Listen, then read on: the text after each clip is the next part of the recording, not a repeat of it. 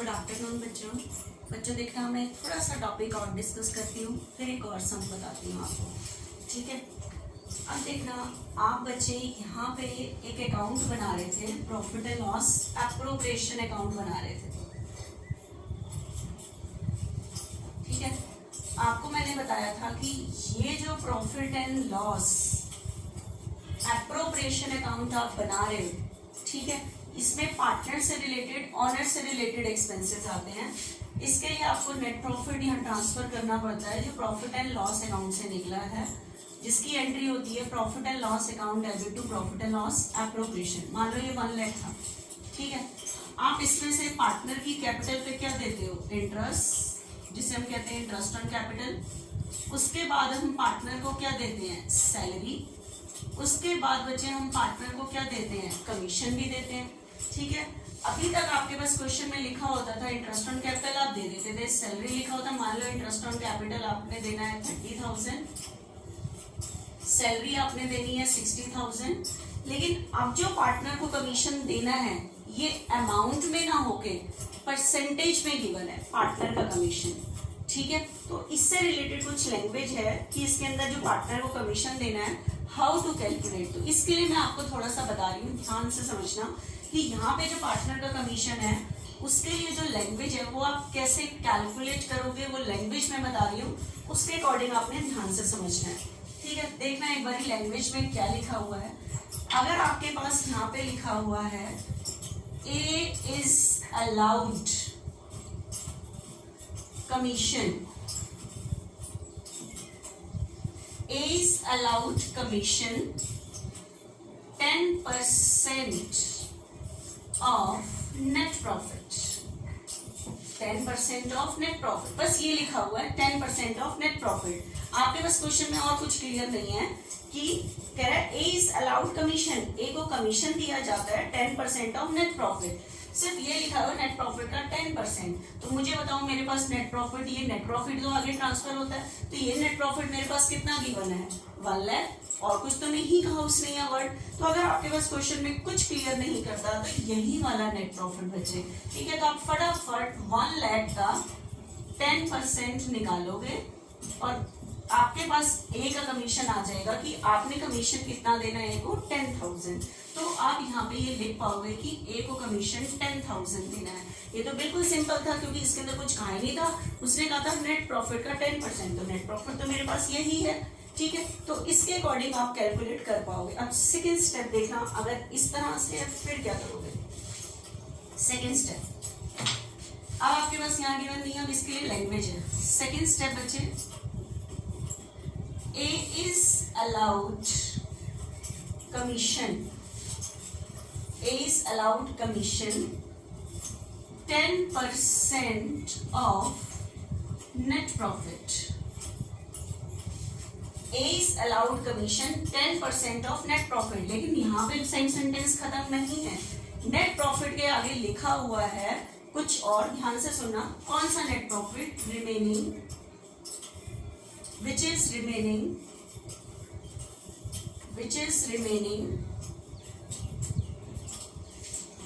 after deducting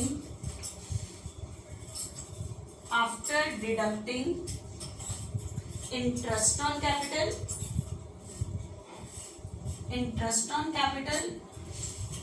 and salary। देखो क्या line लिखी उसने, A is allowed commission, A को कमीशन देना है 10% of net profit.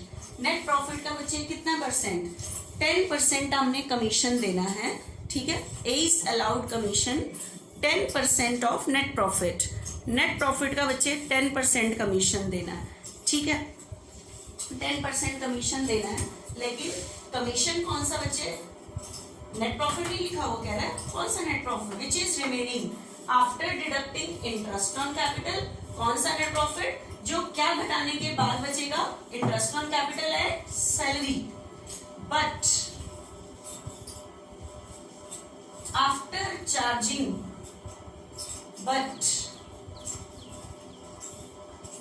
Before charging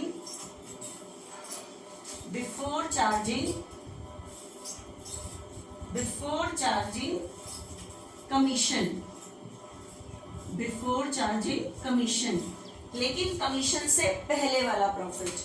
ठीक है, अब ध्यान से देखना कैसे निकाल रहा है। A is allowed commission 10% of net profit. A को कमीशन देना है नेट प्रॉफिट का कितने परसेंट, 10%। तो मेरे पास तो नेट प्रॉफिट बचे कितना अवेलेबल है, 1 लाख। तो मैंने यहाँ पे 1 लाख लिखा, 1 लाख प्रॉफिट। ठीक है, 1 लाख प्रॉफिट, लेकिन उसने नेट प्रॉफिट लिखा है बच्चे कौन सा, विच इज रिमेनिंग। कौन सा नेट प्रॉफिट, जो बचेगा after deducting interest on capital and salary. जो क्या घटाने के बाद बचेगा, interest on capital and salary. मतलब प्रॉफिट में से आपको इंटरेस्ट ऑन कैपिटल लेस करना है, सैलरी लेस करनी है।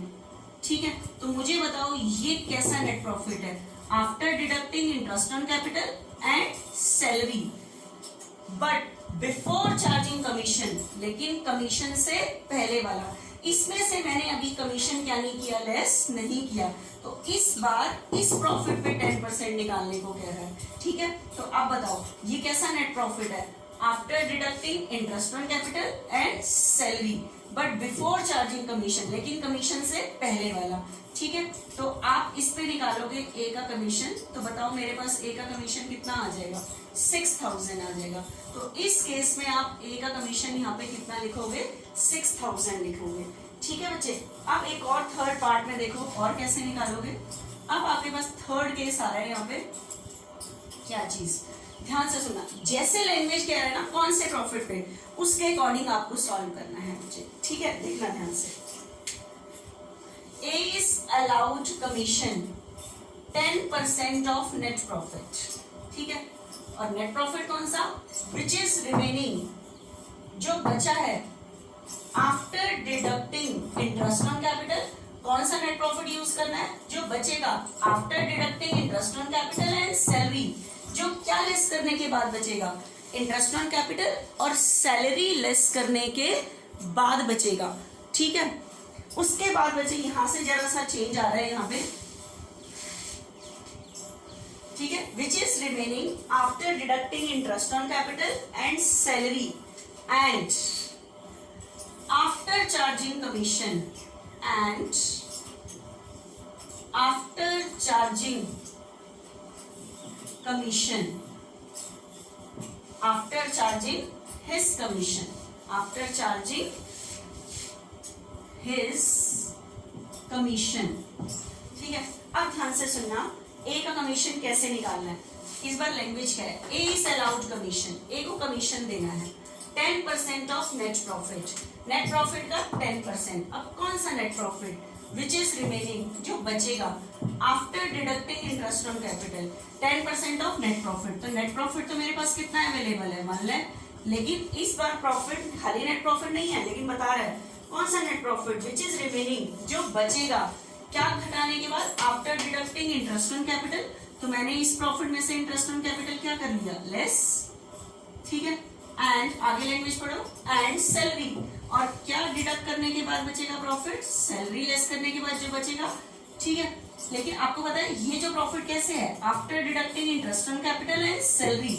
लेकिन इस प्रॉफिट में से अभी ए का कमीशन क्या नहीं हुआ, लेस नहीं हुआ, लेकिन इस बार इसने लैंग्वेज लिखी है आफ्टर चार्जिंग हिज कमीशन, कि इस 10% निकालने के लिए जो प्रॉफिट यूज करना है वो कमीशन से पहले वाला प्रॉफिट यूज नहीं करना, आफ्टर चार्जिंग हिज कमीशन। इसमें से कमीशन लेस करने के बाद जो प्रॉफिट आएगा उसके ऊपर 10% आपने निकालना है। ठीक है, अब बच्चे यहाँ पे आपको ध्यान होगा 11th क्लास में जनरल मैनेजर का हम फाइनेंशियल स्टेटमेंट विद एडजस्टमेंट में मैंने आपको बताया था कि अगर बिफोर वाले प्रॉफिट पे होता था तो हम 10/100 करते थे, लेकिन आफ्टर वाले पे होता था तो हम 10/110 करते थे। वो मैंने लॉजिकली आपको सारा बताया था कि 10/110 भी क्यों करते हैं। अब बताओ, अगर कहता है बिफोर चार्जिंग कमीशन, कमीशन से पहले वाले प्रॉफिट पे, तो इसी पे कहता है तो 10/100, लेकिन इस बार कह रहा है आफ्टर चार्जिंग हिज कमीशन। इस प्रॉफिट में से कमीशन लेस करने के बाद जो प्रॉफिट आएगा उसके ऊपर 10% कमीशन निकलना है। अब इसमें से लेस क्या करूं, जो प्रॉफिट आए जो इस पे निकालूं। तो आप यहाँ पे नहीं कैलकुलेट कर सकते, आपके पास प्रॉफिट होगा हमेशा बिफोर वाला और निकालना है अगर आफ्टर वाले पे, आफ्टर चार्जिंग कमीशन, तो प्रॉफिट तो आप ये वही यूज करोगे, लेकिन इस केस में आप 10/100 नहीं करोगे, जो कमीशन निकालोगे वो 10/110 करके निकालोगे। अगर परसेंटेज 20 है तो 20/120 करके कैलकुलेट करोगे। ठीक है, तो ध्यान रखना, मैंने आपको 3-4 स्टेप बताए हैं कमीशन कैलकुलेट करने के लिए, और आपको अटेंशन रखनी पड़ेगी लैंग्वेज पे कि किसके ऊपर निकालना है। तो ध्यान से सुनना, अगर आपके पास प्रॉफिट है बिफोर वाला और है आफ्टर चार्जिंग कमीशन पे है, तो आपने अगर 10% है तो 10/100 करके नहीं निकालोगे, 10/110। आपके पास प्रॉफिट होगा हमेशा बिफोर वाला और कह रहा है आफ्टर वाले पे, तो उस केस में आपने हमेशा 10/100 करके नहीं, अगर परसेंटेज 10% है तो 10/110, अगर है ही बिफोर वाला तब कोई प्रॉब्लम ही नहीं है। ठीक है, लॉजिकल क्यों है वो मैंने आपको ये डिस्कस कर चुकी हूँ बच्चे। ठीक है, अब एक बार जरा सा मैं इससे रिलेटेड आपको एक सम बताती हूँ बच्चे, वो ध्यान से समझना। ठीक है, देखना ध्यान से एक बारी।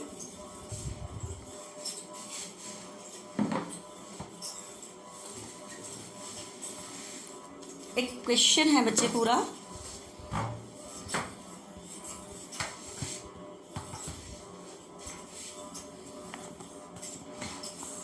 यहां कह रहा है आपके पास A and B are partner in a firm.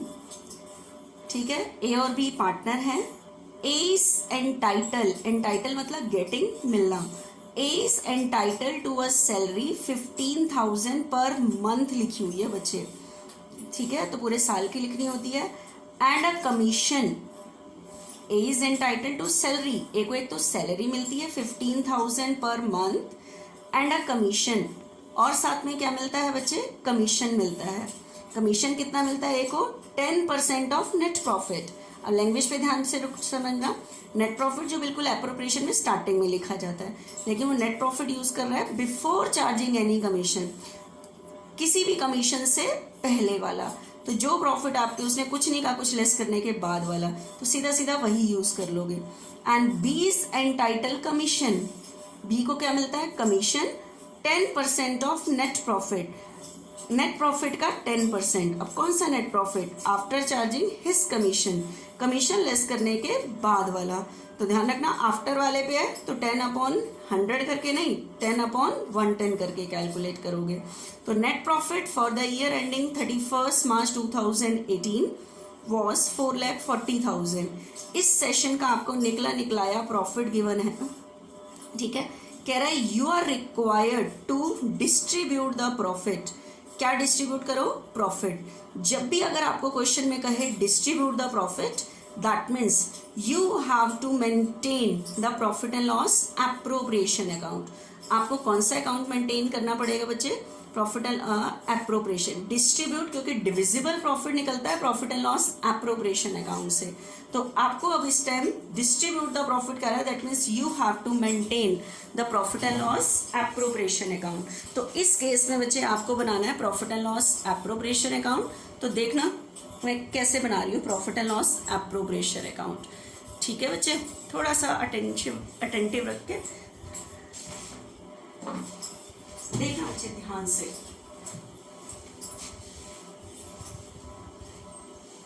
अब इस क्वेश्चन में उसने कहा है डिस्ट्रीब्यूट द प्रॉफिट। ठीक है, तो distribute the profit that means we have to maintain the profit and loss appropriation account. तो देखना एक बारी, profit and loss appropriation account में मेंटेन कर रही हूँ कि कैसे मेंटेन करना है आपको profit and loss appropriation account. ठीक है,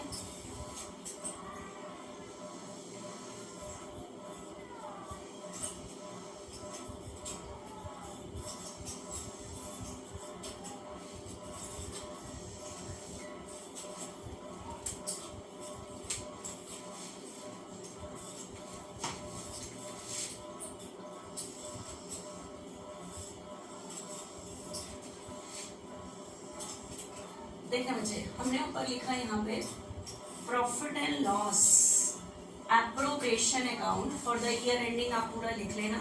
सबसे पहले इस सम स्टार्ट करने के लिए मुझे ईयर एंड का प्रॉफिट चाहिए होता है, तो by profit and loss account. आपके पास क्वेश्चन में प्रॉफिट गिवन है बच्चे यहाँ पे 4,40,000 ये नेट प्रॉफिट है जो कहाँ से ट्रांसफर हुआ था, प्रॉफिट एंड लॉस अकाउंट से। अब मैं क्वेश्चन पढ़ती हूँ क्योंकि उसने पार्टनर्स कैपिटल अकाउंट बनाने को नहीं बोला, profit and loss appropriation account बनाने को बोला है। तो मैं देखती हूँ, एक बारी लाइन से पढ़ती हूँ। A and B are partner in a firm, A is entitled to salary, A को क्या मिलती है, सैलरी। तो सबसे पहले ए को सैलरी दो बच्चे, टू सैलरी, किसको मिल रही है, सिर्फ सैलरी ए, बी को नहीं मिल रही। 15,000 पर मंथ है तो पूरे साल की कितनी हो जाएगी, 12 से मल्टीप्लाई कर देना। तो ए की सैलरी है बच्चे 180, ठीक है, ये आ गया। उसके बाद बच्चे कह रहा है ए और बी को कमीशन की लाइन बोल रहा है, तो ए को भी कमीशन मिलना है, टू कमीशन, ए को भी मिलना है और बी। अब लाइन से देखना ए और बी की कैलकुलेशन कैसे करेंगे वर्किंग नोट में, ठीक है। तो हम इसका बच्चे वर्किंग नोट बनाएंगे, ठीक है। अब मैं कमीशन निकाल रही हूँ, पहले कमीशन की कैलकुलेशन कर रहे हैं, ए का कमीशन। तो देखना उसके लिए लैंग्वेज उसने क्या लिखी है, A is entitled commission 10% of net profit, 10% of net profit. तो नेट प्रॉफिट तो मेरे पास ये है, तो मैंने नेट प्रॉफिट यूज किया 440, 10% ऑफ नेट प्रॉफिट।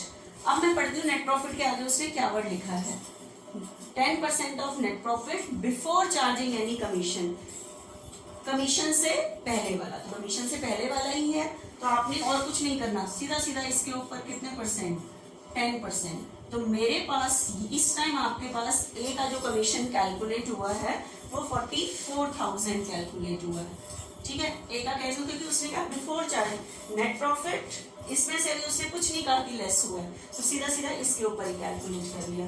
अब उसके बाद मैं कमीशन निकालती हूँ बी का। देखना बी के कमीशन के लिए क्या लाइन लिखी हुई है उसने, बी के कमीशन के लिए लाइन लिखी हुई है बच्चे इसके अंदर, B is entitled to commission 10% of net profit.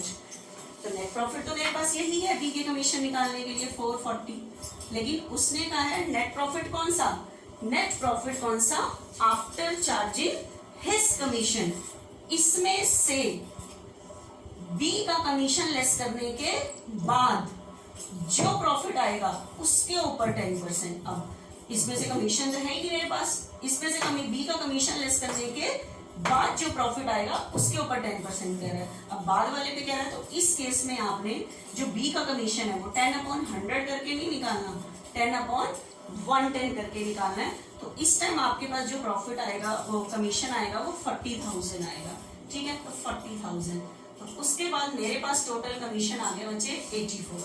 तो मेरी ख्याल से अब आपके पास क्वेश्चन में और कुछ नहीं है, यही चीज ही थी, ठीक है, बस कमीशन की ही लाइन थी। उसके बाद इस अकाउंट को क्या कर दो, क्लोज, ठीक है। इनकम साइड याद है 4,40,000, 4,40,000 में से ये दोनों एक्सपेंसेस क्या कर दोगे, लेस। आपके पास यहाँ पे डिविजिबल प्रॉफिट आ रहा है बच्चे 1,76,000 आ रहा है, और अब मेरे पास प्रॉफिट शेयरिंग रेशो, इस टाइम बच्चे क्वेश्चन में आपके पास प्रॉफिट शेयरिंग रेशो नहीं है। तो आपको मैंने एक दिन बताया था कि in the absence of partnership deed rules applicable, profit will be distributed equally. तो कभी भी क्वेश्चन में अगर आपके पास प्रॉफिट शेयरिंग रेशो नहीं है, then you have to divide the profit and loss in equal proportion. तो इक्वल प्रोपोर्शन में डिवाइड करोगे, तो इस टाइम आपके पास बच्चे आएगा to profit transfer to partners capital account. तो यहाँ जो मैंने आपको लिखना बताया था, यहाँ पे profit transfer to partners capital account, ठीक है। किस रेशो में डिवाइड करेंगे, इक्वल। तो 1,76,000 क्योंकि मेरे पास क्वेश्चन में प्रॉफिट शेयरिंग रेशो नहीं है, तो in the absence of partnership deed profit will be distributed in equal proportion. Profit किस रेशो में डिवाइड होगा बच्चे, इक्वल प्रोपोर्शन में डिवाइड होगा, ठीक है। तो इक्वल के अकॉर्डिंग आप डिवाइड कर लेना, आपके पास आ रहा है बच्चे इक्वल के अकॉर्डिंग 88 एंड 88। कैपिटल अकाउंट आपको बनाना ही नहीं था क्वेश्चन में, तो यहीं छोड़ दोगे। तो अगर आपके पास क्वेश्चन में आता है कि distribute the profit, that means you have to maintain only profit and loss appropriation account, ठीक है बच्चे। तो ये मैंने आपको एक क्वेश्चन समझाया है, जो मैंने आपको एक क्वेश्चन कराया था, कमीशन का टॉपिक कराया था, उससे रिलेटेड। तो 2-3 केस कुछ ऐसे हैं जिसके अंदर मैं आपको थोड़ा सा और डिस्कस करती हूँ, ठीक है। नेक्स्ट लेक्चर में, नेक्स्ट पार्ट में डिस्कस करती हूँ, नेक्स्ट इलस्ट्रेशन।